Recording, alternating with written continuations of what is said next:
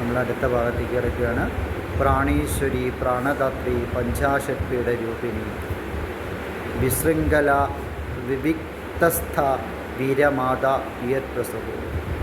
പ്രാണീശ്വരി പ്രാണങ്ങളുടെ ഈശ്വരിയായിരിക്കുന്നവൾ, പ്രാണദാത്രി ജീവികൾക്ക് പ്രാണനെ നൽകുന്നവൾ. ഇത് സമസ്ത പ്രപഞ്ചങ്ങൾക്കും പ്രാണനെ നൽകുന്ന ദേവിയാണ്. അതുകൊണ്ടാണ് പ്രാണദാത്രി എന്ന് പറയുന്നത്.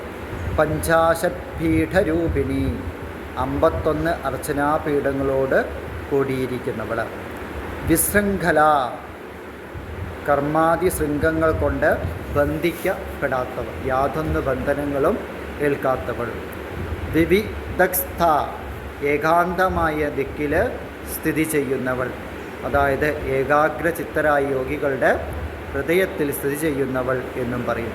വീരമാതാ വീരന്മാരാൽ മാതാവായി ആരാധിക്കപ്പെടുന്നവൾ എന്നും, അത് വീരനായ മഹാഗണേശൻ്റെ മഹാഗണപതിയുടെ അമ്മയായി വർത്തിക്കുന്നവൾ എന്നും ഇവിടെ അർത്ഥമുണ്ട്. വിയൽ പ്രസുഹോ ആകാശത്തിനെ പ്രസവിച്ചവൾ, ഈ സമസ്ത പ്രപഞ്ചത്തിൻ്റെയും മാതാവായി അല്ലെങ്കിൽ ഈ പ്രപഞ്ചത്തെ മുഴുവൻ പ്രസവിച്ചവൾ. മുകുന്ദ മുക്തിനിലയ മൂലവിഗ്രഹരൂപിണി ഭാവജ്ഞ ഭവരോഗജ്ഞേ ഭവചക്രപ്രവർത്തിനി. മുകുന്ദ ജീവന്മാർക്ക് മുക്തിയെ നൽകുന്നവൾ, അതായത് ജീവന്മാർക്ക് മുക്തിയെ മോക്ഷത്തെ കൈവല്യത്തെ നൽകുന്നവൾ എന്നും, അതുപോലെ തന്നെ മഹാവിഷ്ണുവിൻ്റെ മുകുന്ദൻ്റെ രൂപത്തിൽ വർത്തിക്കുന്നവൾ എന്നും പറയാം. മുക്തി നിലയ മോക്ഷങ്ങൾക്ക് നിലയായിരിക്കുന്നവൾ. മൂലവിഗ്രഹരൂപിണി എല്ലാ മൂർത്തികളുടെയും മൂലമായിരിക്കുന്ന രൂപത്തോടു കൂടിയവൾ, അതായത് ആദിമൂലസ്ഥാനത്തിരിക്കുന്നവൾ അല്ലെങ്കിൽ മൂലരൂപത്തിൽ ഏറ്റവും ആദ്യമായിട്ട് ഉണ്ടായവൾ. ഭാവജ്ഞ എല്ലാവരുടെയും എല്ലാ ഭാവങ്ങളെയും, അതായത് എല്ലാ വിചാരങ്ങളെയും അറിയുന്നവൾ. ഭവരോഗജ്ഞി സംസാര ദുഃഖമാകുന്ന രോഗത്തെ ശമിപ്പിക്കുന്നത്, അതായത് ഈ പ്രപഞ്ചത്തിനെ ബാധിച്ചിരിക്കുന്ന രോഗം ശമിക്കാനുള്ള ഏറ്റവും വലിയ ഔഷധം എന്ന് പറയുന്നത് ദേവീ ഉപാസനയാണ്, അല്ലെങ്കിൽ ആധ്യാത്മികതയാണ്.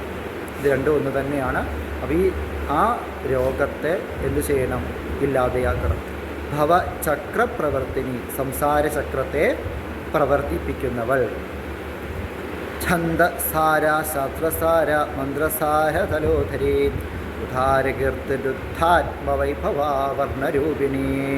ഛന്ദസാര എല്ലാ വേദങ്ങളുടെയും സാരമായിരിക്കുന്നവൾ, അതായത് ഗായത്രി പഞ്ചദശി എന്നിങ്ങനെയുള്ള ഛന്ദസ്സുകളുടെ രൂപത്തിലിരിക്കുന്നവൾ. അതായത് എല്ലാ വേദങ്ങളും ഉപനിഷത്തുകളും മന്ത്രങ്ങളിലൂടെയും അറിയുന്നത് ദേവിയെ തന്നെയാണ്. ദേവിയെ അറിയാൻ വേണ്ടിയിട്ടാണ് ഇതെല്ലാം ഉണ്ടാക്കിയിരിക്കുന്നത്.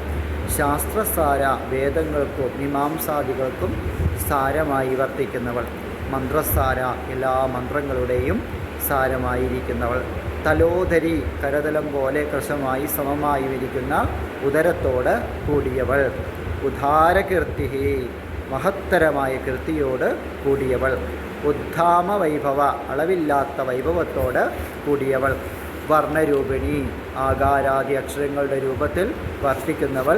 പരമേശ്വരൻ പാണിനിക്ക് 64 അക്ഷരങ്ങൾ ഉപദേശിച്ചു എന്നും ബ്രഹ്മാവ് അതിനെ 51 ആക്കി ചുരുക്കി എന്നും ശാസ്ത്രികൾ വ്യാഖ്യാനത്തിൽ പറയുന്നുണ്ട്. ജന്മമൃത്യു ജരാ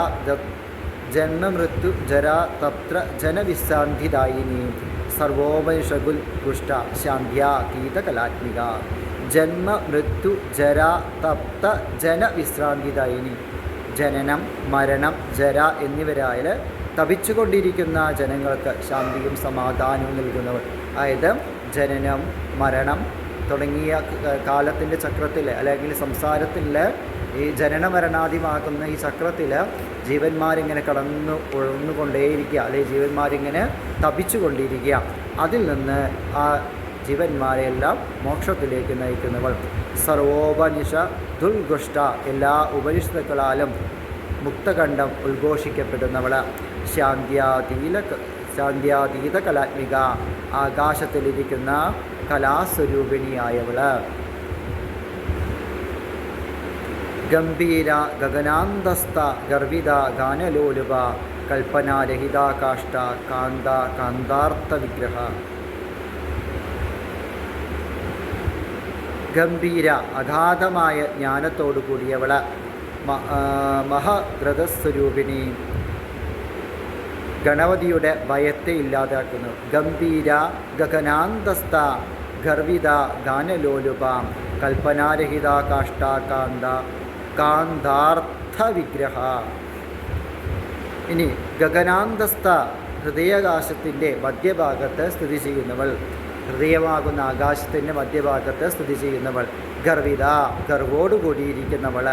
ഗാനലോലുപ ഗാനത്തിൽ, അതായത് സംഗീതത്തിൽ അതിയായ താല്പര്യത്തോടു കൂടിയിരിക്കുന്നവൾ. കൽപ്പനാരഹിത അദൃശ്യവാസനകളോട് കൂടാത്തവൾ, അതായത് യാതൊന്നും ബാധിക്കാത്തവൾ. കൽപ്പകാലത്തും നാരങ്ങൾക്ക്, അതായത് ജീവന്മാർക്ക് ഹിതത്തെ ചെയ്യുന്നവൾ. കൽപ്പനാരഹിത.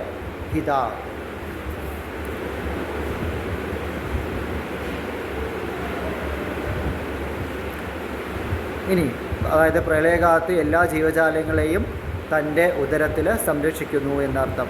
കാഷ്ഠ പരമോന്നത സ്ഥാനത്തിലിരിക്കുന്നവൾ.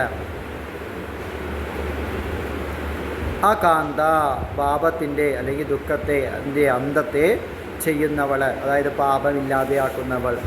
കാന്താർത്ഥ വിഗ്രഹ കാന്തൻ്റെ, അതായത് ശിവൻ്റെ, ഭർത്താവായ ശിവൻ്റെ ദേഹത്തിൻ്റെ പകുതിയായിരിക്കുന്നവൾ.